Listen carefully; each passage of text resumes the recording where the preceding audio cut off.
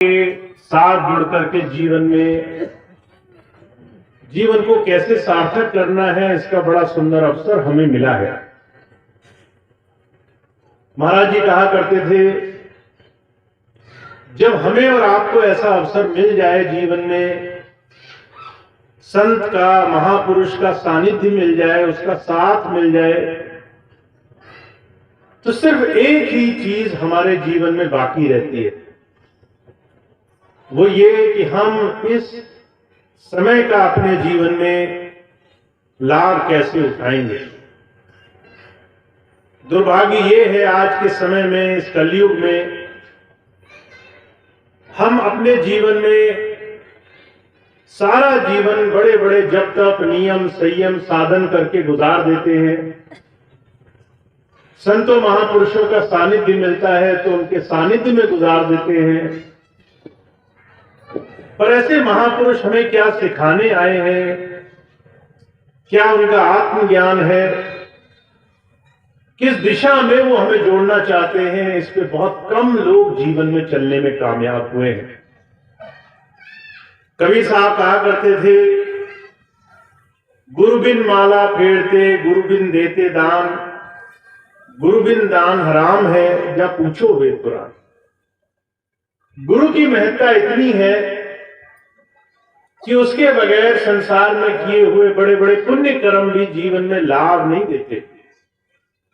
बड़े बड़े जप तप, नियम, साधन, उपवास, अनगिनत चीजें जो हमारे जीवन में हम करते चले आ रहे हैं, उनकी सार्थकता किसी सत्पुरुष के, किसी ऐसे अंतर से जुड़े हुए महापुरुष के सानिध्य के बगैर जीवन को किसी दिशा से नहीं जुड़ेगा। ऐसी गुरु की बड़ाई शास्त्रों में की गई है। गुरु हमें इन तमाम जीवन के सार तत्व का भेद देने की बात कहने के लिए आते हैं। संत सिर्फ संसार में चमत्कार नहीं करते। मुझे बड़ी अच्छी तरह से याद है स्वामी जी के जीवन की घटना। स्वामी जी ने कई बार वेदों से सत्संग किया। वेद में प्रभु धारा, उस परमात्मा के प्रकट रूप को जिस तरीके से बयान किया गया है, परमात्मा किस तरीके से हमें जीते जी मिल सकता है, इस बात पर स्वामी जी ने बहुत सत्संग किया जीवन में। एक बार स्वामी जी सत्संग में कहने लगे, गुरु आपको ज्योति और नाद की धाराओं से इसी जीवन में जोड़ने के लिए आता है। हमें संसार में है, जब आंखें बंद करें अंधेरा है, उस अंधेरे से हमें प्रकाश के साथ जुड़ना कैसे होगा, यह सिर्फ गुरु करा सकता है। स्वामी जी ने सत्संग किया। पूरे सत्संग को समापन के बाद एक माता आई, कहने लगे, स्वामी जी आप ऐसा करो, मुझे अपना आशीर्वाद दे दो। स्वामी जी कहने लगे, सिर्फ आशीर्वाद से कुछ नहीं होगा, गुरु से नाम, उसकी दया महर अंदर दीक्षा के रूप में लेकर जीवन में उसके बताए तरीके पर चलना होगा। कहने लगी, वो सब ठीक है, आप बस अपनी कृपा दृष्टि हमें बना पर रखो, आप अपना चमत्कार हम पर कर दो। हम संसार में चमत्कार की आशा लेकर के संतों के पास जाते हैं।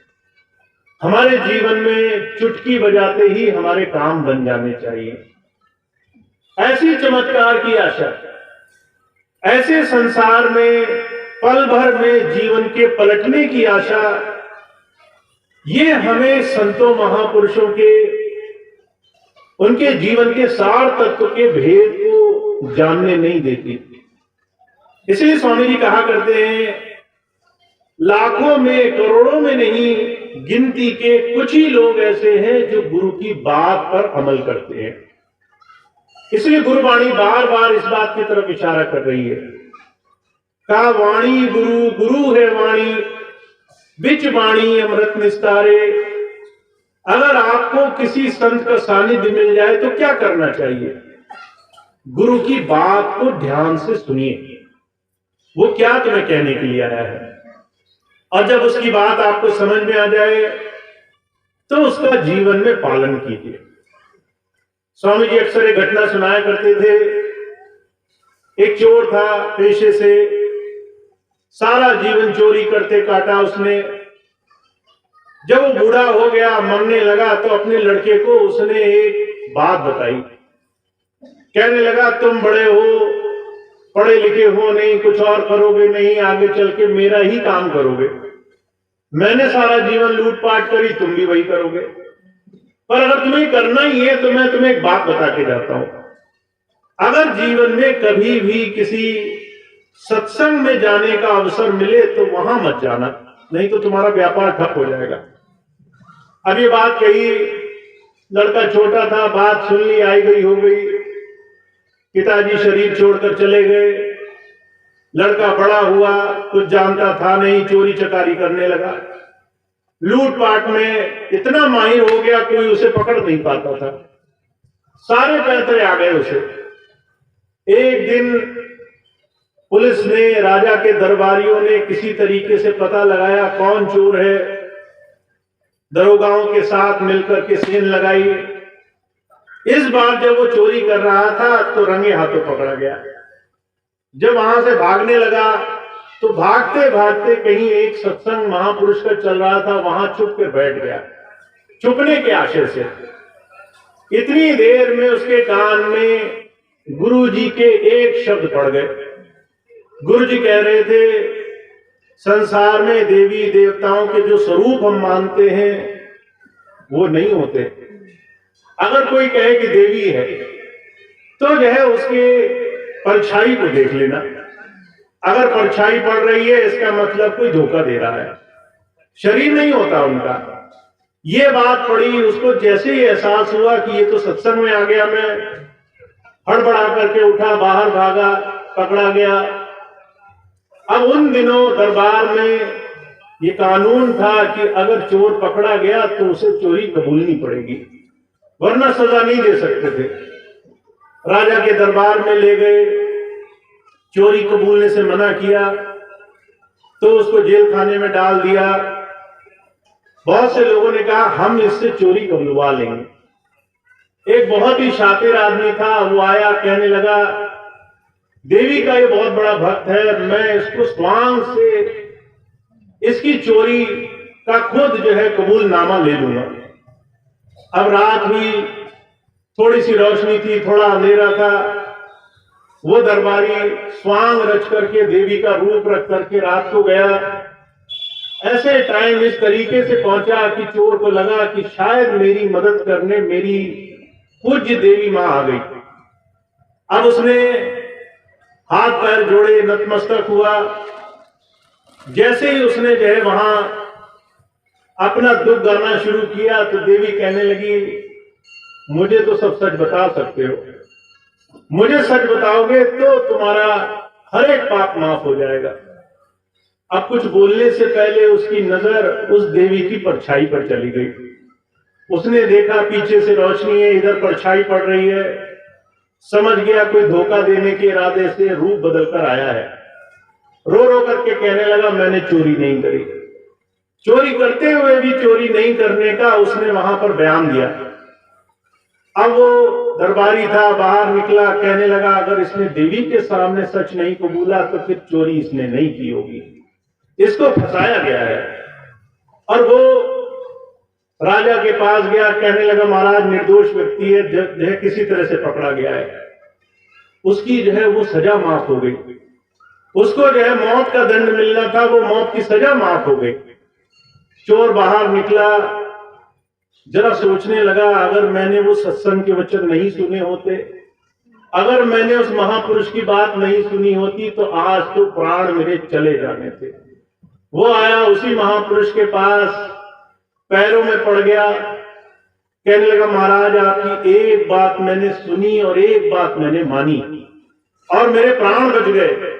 अगर मैंने जीवन भर आपकी बात मानी तो मेरे जीवन में मेरा क्या हो जाएगा, मैं तो इसकी कल्पना भी नहीं कर पा रहा हूं। तो जो कहा करते थे, हम सिर्फ महापुरुषों की बात सुन लेते हैं और उनकी बात सुनने से हमारे जीवन में कभी परिवर्तन नहीं आता। हम 24 घंटे संसार के तरह तरह के दुखों में परेशान रहते हैं। परिवर्तन कब आता है? जब महापुरुषों की बात का आचरण जीवन में लाना शुरू करते हैं, संतों महापुरुषों की बात का आचरण, उनकी बात पर अपने जीवन को इस तरीके से जीना जिससे आप अपने जीवन में जो बचा हुआ समय है उसमें प्रभु नाम कमा सको, जीवन को इस तरीके से बना सको कि और कर्म न बढ़े, पुराने कर्मों का निस्तारण हो जाए, तरह तरह से संसार के कर्म मल छूट जाए। ये बात हमारे और आपके जीवन में गुरु भक्ति का सबसे बड़ा केंद्र होना चाहिए। तो जब जब महापुरुष आए हैं वो हमेशा इस बात को कहते आए हैं कि लाखों करोड़ों लोग मेरे पास आएंगे, पर मेरी बात जो जीवन में अमल करेगा ऐसा कोई गिना चुना ही होगा। अब ऐसे गिने चुने हम हैं या नहीं हैं, हमें बस इतना ख्याल रखना है। हम गुरु की बात पर जीवन में आचरण करने के लिए उसकी दिशा में बढ़ना चाहते हैं, नहीं चाहते, इसका हमें ध्यान रखना है। तो आज कौन सी चीज हम ले सकते हैं? कबीर साहब एक बात कह रहे हैं, वो बात मैं आपके सामने रखूं। कबीर साहब कहते हैं, कामी क्रोधी लालची इनसे भक्ति ना होए, भक्ति करे कोई शूरमा जाति वर्ण कुल कोय। काम है मन में, क्रोध है मन में, लालच है मन में, दुनिया को पाने की बड़ी चाह है मन में, तो इसमें भक्ति नहीं समाएगी। अगर हमारे जीवन में संसार भरा हुआ है तो इसमें प्रभु नहीं समाएगा।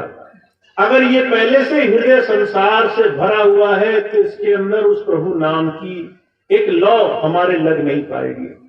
इसलिए हुजूर महाराज कहा करते थे, दिल का हुजरा साफ कर जाना के आने के लिए, ध्यान गैरों का हटा उसको बिठाने के लिए। तुम्हें उस प्रभु को अगर अपने मन मंदिर में स्थान देना है तो तुम्हें पहले अपना मन मंदिर साफ करना पड़ेगा। इसके अंदर जो संसार की तरह तरह की इच्छाएं हैं, ये इच्छाएं हमें गुरु से दूर ले जाती हैं, उस प्रभु धारा से हमें अलग करके संसार का प्रेमी बना देती है, संसार की इच्छाओं में हमें संसार का गुलाम बना देती है। तो जब संत आते हैं वो आपको इसी दिशा में ले जाने के लिए जीवन में एक ही बात कहने के लिए आते हैं, ये जो आपके पास आज का समय है बस इतना ध्यान रखो, जो कल बीत गया, कल क्या हुआ कल क्या नहीं हुआ, उससे आप अपने जीवन में आज नहीं संभाल पाओगे, और जो कल आने वाला है उसकी चिंताओं में आपका आज ये वर्तमान खो जाएगा। अपने आज के समय में आप कितना अपने जीवन को सही दिशा में जोड़ सकते हो, कैसे अपने जीवन को सही दिशा की तरफ ले जा सकते हो। महाराज जी एक बड़ी सुंदर बात कहा करते थे, आध्यात्म के लिए हर रोज ऐसे जियो जैसे तुम्हारा आखिरी जीवन हो, और शुभ कर्म करने के लिए अपना हर दिन ऐसे जियो जैसे तुम्हें राजाओं की तरह रहना है। तुम्हारा जीवन कभी समाप्त नहीं होगा, तुम जितना दोगे कम नहीं होगा, तुम्हारे पास देने की कोई कमी नहीं आएगी। तो जब आपके जीवन में आपको गुरु से कुछ पाने की बात आ जाए तो हर दिन को आखिरी दिन की तरह, अगर ये पता चल जाए कि आज आपका आखिरी दिन है तो आप क्या करोगे? आप खेती बाड़ी देखने जाओगे, आप नई जमीन खरीदने जाओगे, आप रिश्तेदारी में निकल जाओगे, शादी ब्याह में निकल जाओगे। अगर आपको पता है कि आधा तो निकल गया, अभी 2 बज गए, शाम तक का ही टाइम है, फिर तो निकल जाना है, फिर आप क्या करेंगे? क्या आप संसार की उन चीजों की चिंताएं करेंगे जो आपको कल परसों 10 साल बाद की चिंताएं होती हैं? क्या आप किसी इंसान की नाराजगी की चिंता करेंगे कि वो आप पर क्यों नाराज है? क्या आप इस बात की चिंता करेंगे कि कोई आपको अपना दुश्मन मानता है? महाराज जी कहा करते थे, अगर अपने समय का एहसास हो जाए, अपने समय की कीमत का एहसास हमें जीते जी हो जाए, तो हम दूसरों की चिंताओं की बजाय अपने चिंतन पर ज्यादा समय लगाते हैं, अपने समय को गुरु की, उस प्रभु की याद में लगाने में ज्यादा समय लगाते हैं। तो महाराज जी कहा करते थे, हर एक इंसान जिसे पल की खबर नहीं है, 2 सांसों का उसे हिसाब नहीं है, वो 100 साल की लंबी सोच विचार करके जीवन में फहरिस्त बना करके बैठा हुआ है कि 100 साल बाद में क्या करूंगा, उसके लिए अभी से मैं जोड़ना शुरू कर दूं। पर उसे ये नहीं मालूम कि 2 सांसों के बाद क्या होना है, जीवन किस दिशा में जाएगा। तुम सीधे चल रहे हो, सुरक्षित चले जाओगे, या हो सकता है चोट लग जाए, कुछ अनिष्ट हो जाए। तो जब संत आते हैं, कहते हैं आपके जीवन में आपका गुरु के वचनों पर जीवन चलाना ये बहुत बड़ी धरोहर है आपके लिए। इस दिशा में बढ़ करके आप जीवन को धन्य करके ले जाओगे। जीवन में जो कुछ पाना है उसे आज ही पाना शुरू कर दोगे, उसको महीनों पर नहीं टालोगे। और इस चीज के लिए आपको अपने जीवन में कुछ बदलाव करने के लिए तैयार रहना है। तो कबीर साहब क्या कहते हैं, पहला बदलाव क्या करो, दुनिया में जो आज है उसमें खुश सुखी रहना शुरू करो। आज तुम्हारे पास जो है उसको, उस प्रभु को उसके लिए धन्यवाद दो। आज तुम्हारे पास घर है, बच्चे हैं, स्वास्थ्य है, बहुत सारी जीवन की ऐसी चीजें हैं जो बहुत से लोगों के पास नहीं है। मैं ऐसे लोगों को देखता हूं जो चल फिर नहीं पाते, ऐसे लोगों को देखता हूं जो भीषण भीषण रोग लगे हुए हैं, ऐसे लोगों को देखता हूं जिनके माता पिता नहीं है, जिनके भाई बहन नहीं है, अकेले ही सारे घर का बोझ उठाना पड़ रहा है। ऐसे लोगों को देखता हूं जिनके जीवन में उन्हें यह नहीं मालूम है कि वो आज खा चुके हैं, कल क्या खाएंगे। ऐसी स्थिति में जब उनसे हम अपनी तुलना करते हैं तो हमें उस प्रभु ने बहुत दिया है। हमारे जीवन में उसने हर तरीके से हमें सुखमय बनाया है। हमारे पास घर भी है, जमीन भी है, खाने को रोटी भी है, प्रेम से कि हमारे साथ जुड़ने वाले हजारों भाई बहन भी हैं। हमारे जीवन में सब कुछ है जो हजारों लाखों लोगों के पास नहीं है। अगर हम इसमें तृप्त नहीं है और हमारा भोग कहता है कि हमें दूसरे से ज्यादा कीमती चीज मिले, उसी में सुख है, तो महाराज जी कहा करते थे तुम्हें ना आज सुख होगा, न तुम्हें कल सुख होगा, न तुम्हारे जीवन में आखिरी सांसों में तुम्हें सुख होगा। तो संत आते हैं, कहते पहले धन्यवादी बनो। पहले जो तुम्हारे जीवन में तुम्हें प्राप्त है उसके लिए उस मालिक का शुक्राना अदा करो। जो तुम्हें मिल चुका है उसके लिए मन में सुख पैदा करो, उसके लिए जीवन में आनंद पैदा करो, उसके लिए मन में शुक्राना पैदा करो। तो कबीर साहब कहते हैं अगर और पाने की चाह है तो जो मिला है उसमें उस प्रभु की दया नहीं दिखाई देगी। और अगर ये दया दिख रही है कि मेरे पास जो है वो उस मालिक ने मुझे मेरी जरूरत से ज्यादा दिया है, तो आपको कल इससे और ज्यादा मिलेगा और आपको कभी चिंता नहीं करनी पड़ेगी। तो कबीर साहब क्या कहते हैं, कहते हैं भाई मन में तृप्तता लाओ, मन में संतोष लाओ, मन में सुख लाओ, मन में धन्यवाद लाओ। अगर ये लाए तो गुरु भक्ति क्या है, इस दिशा में आपके कदम आगे बढ़ जाएंगे।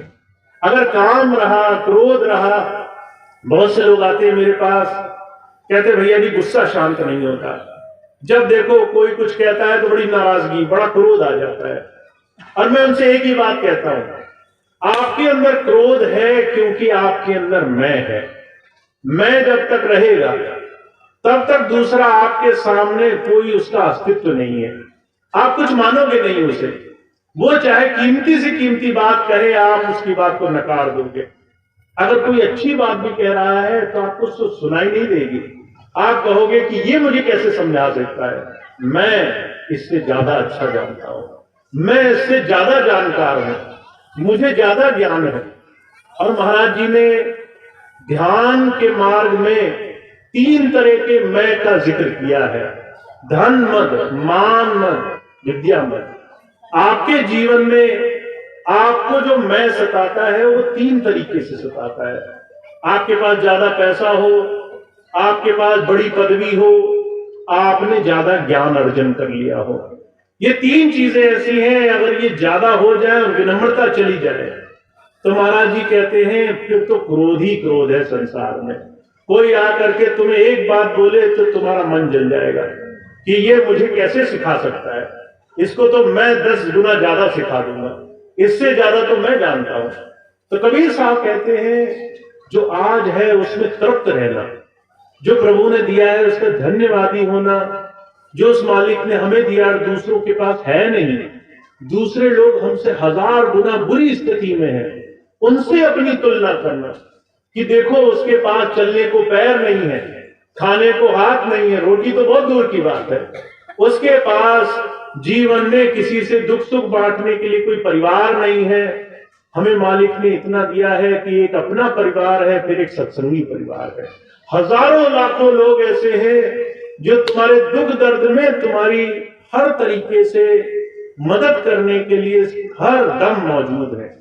तो जो कहा करते थे, गुरु वचन वो मानता है जो गुरु की बात पर जीवन में दूसरी दृष्टि अपनाता है, दूसरे नजर से अपने जीवन को बनाना शुरू करता है।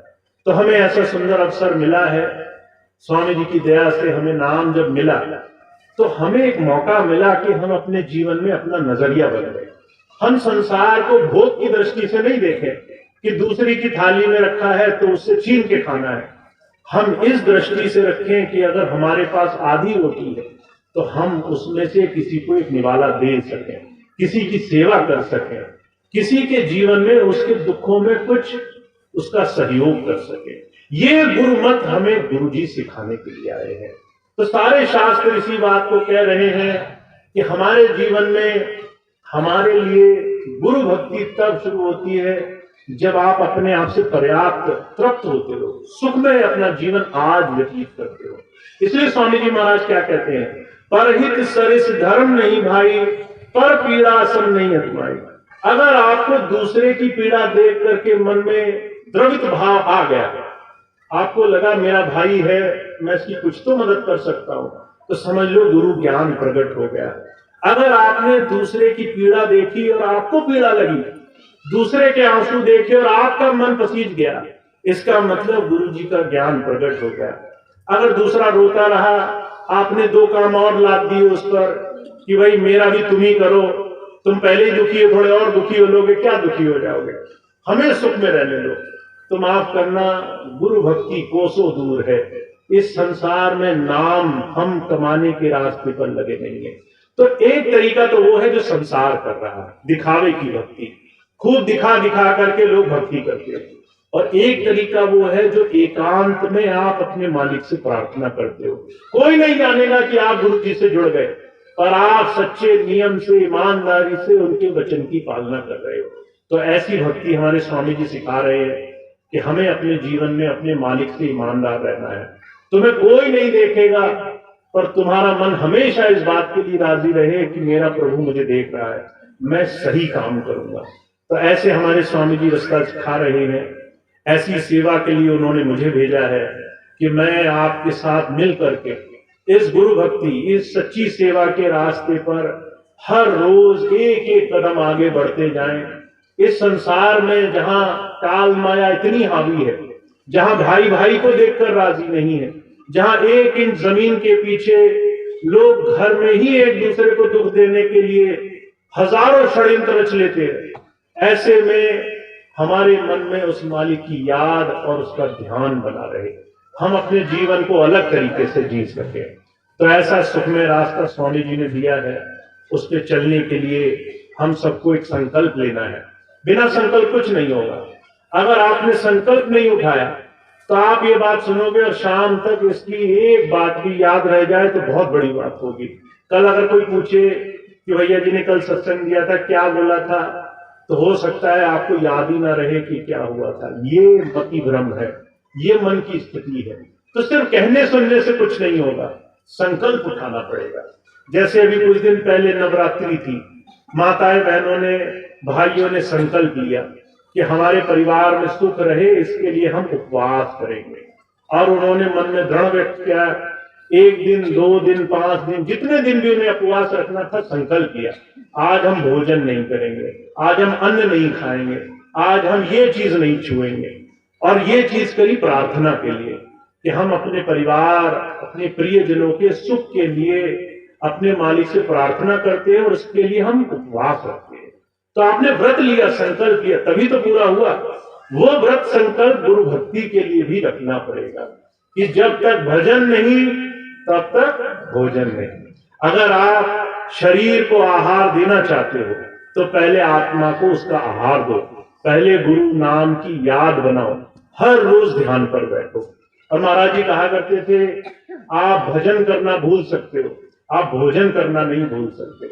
आपको समय समय पर दिन में 3 बार भूख लगेगी, और जब भूख लगेगी तो आप अपना पेट जो है पकड़ करके रह जाओगे कि शरीर को किसी ने भोजन क्यों नहीं दिया, गुस्सा आ जाएगा, नाराज हो जाओगे।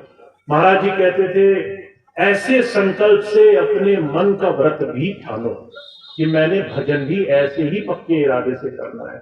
आज नहीं किया तो आज भोजन करना ही नहीं है, चाहे कुछ भी हो जाएगा। एक दिन नहीं खाओगे कुछ घाटा नहीं होगा, पर संकल्प आपका सध जाएगा, संकल्प आपका बंध जाएगा। तो ऐसी गुरु भक्ति के लिए संकल्प बांधो। मैं इस चीज को आपके लिए नहीं कर सकता, आपके लिए मैं संकल्प नहीं ले सकता, आपका संकल्प आपको ही लेना पड़ेगा। जब आप एक बार स्वामी जी को हाजिर नाजिर मान करके ये संकल्प उठा लोगे तो उसके बाद आपकी हर दिशा में, हर क्षण में, हर कदम गुरु की दिशा में बढ़ता रहेगा। तो स्वामी जी महाराज की बात है और मेरी हमेशा से यही प्रार्थना रहती है कि जितने भी हमारे गुरु भाई बहन हैं, जितने भी स्वामी जी के और मेरे से जुड़े हुए प्रिय भाई बहन हैं, उनके जीवन में सांसारिकता उनको, मोह माया उनको संसार में भटका न ले जाए, इस संसार का भ्रम उन्हें कहीं जो है झटका ना ले जाए। महाराज जी कहा करते थे कलयुग है ध्यान रखना, तुम जितना भी संभल कर चलोगे तुम्हारे पीछे 10 लोग तुम्हें गलत रास्ते पर डालने के लिए हमेशा तैयार बैठे रहेंगे। तुम कोशिश करोगे कि मैं सेवा करूं, 10 लोग कहेंगे अरे क्या जरूरत पड़ी, साथ में बैठो चौपाल पे किसी और तरह की बात करो। तो आप जब इस दिशा में चलोगे तो आपको सिर्फ अंदर से आपका संकल्प बचाएगा। तो आप मन में संकल्प ठानो कि आपने अपने जीवन में इस दिशा में भी कदम रखना है।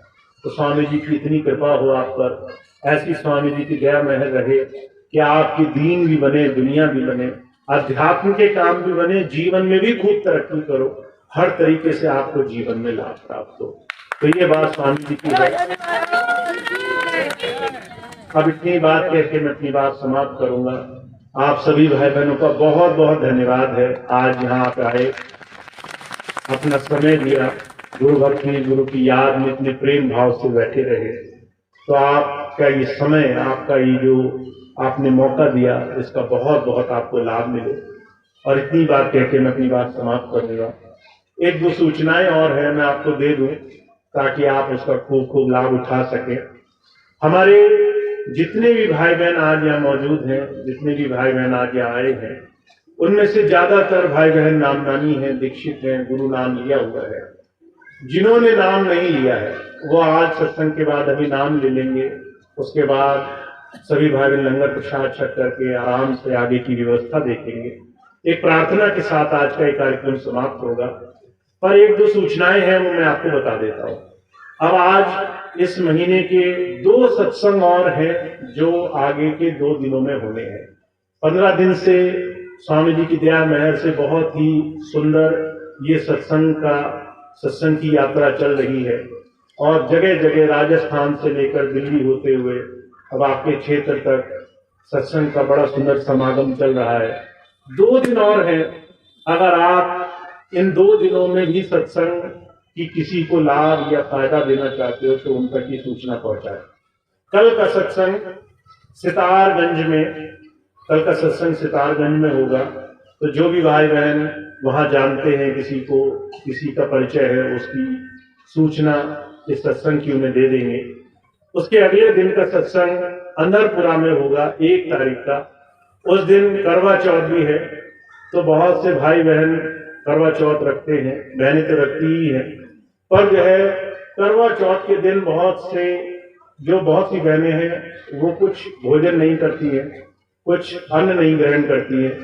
तो रामेश्वर भाई को बहुत चिंता हुई कि सत्संग कैसे होगा, लोग जो है अगर इसी बहाने से घर रुके रहे कि लंगर लेना पड़ेगा, बाध्य होना पड़ेगा, तो हम सत्संग में नहीं जाएंगे। तो उन्होंने आपके लिए प्रसाद की व्यवस्था करी है, आप वहां आए, सत्संग सुने, रात को प्रसाद खाना चाहें आप साथ ला सकते हैं, शाम को प्रसाद ले सकते हैं।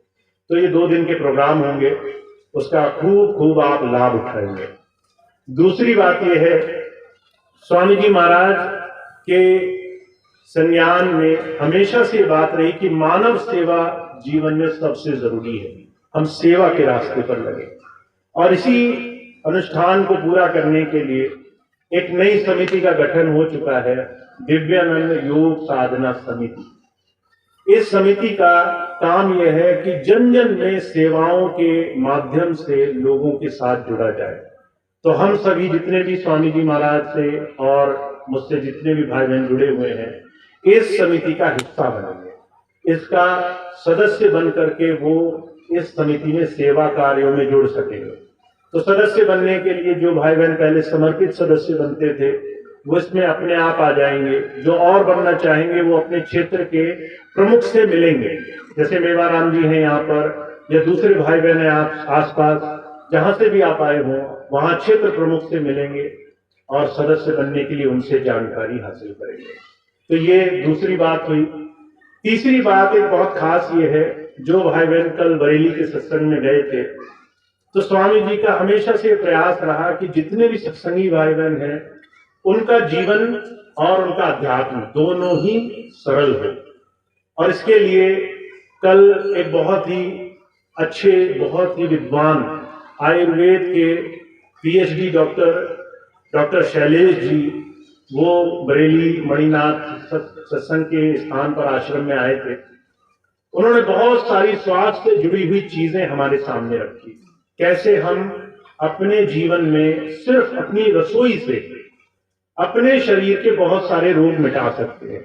माताएं बहनें होती हैं, उनको तरह तरह के कई बार कष्ट होते हैं, भाई होते हैं, तरह तरह की बीमारियां लग जाती हैं। कई बार ऐसी चीजें जिसको आसानी से ठीक किया जा सकता है, सिर्फ अज्ञानता के वश हम उन बीमारियों में उलझे रहते हैं, बहुत कष्ट उठाते हैं। तो हमने एक अभियान शुरू किया है डॉक्टर साहब के साथ जुड़ करके, कि हमारी सारी संगत को ये संदेश, ये ज्ञान मिले कि कैसे वो अपनी रसोई से अपने आप को निरोगी बना सकते हैं, कैसे सिर्फ अपनी साधारण चीजों से अपने जीवन के 80% रोगों से वो छुटकारा पा सकते हैं। तो इसके लिए हर महीने प्रयास रहेगा, और आप सभी भाई बहन ज्यादा से ज्यादा 2 सत्संग, आखिरी शनिवार को महीने के पीलीभीत आश्रम में जो पूरनपुर रोड पे है, और आखिरी रविवार को मणिनाथ आश्रम, जो वहां स्वामी जी का पुराना आश्रम है बरेली में, वहां पे अगर आप हर महीने आना शुरू करेंगे तो वहां पर आपको तरह तरह से आपके जीवन में इस तरह के लाभकारी चीजों का और ज्यादा फायदा मिलेगा। तो ये 2-3 सूचनाएं थी। इसके बाद मैं अपनी बात समाप्त करूंगा। एक प्रार्थना डॉक्टर नोनी राम जी है, वो 1-2 सूचनाएं देंगे, आगे प्रार्थना बुलवाएंगे, उसके बाद आज का कार्यक्रम समाप्त होगा। भैया जी महाराज, बोलो स्वामी जी महाराज की, हजूर कृपाल सिंह महाराज की, बोलो भैया जी महाराज की।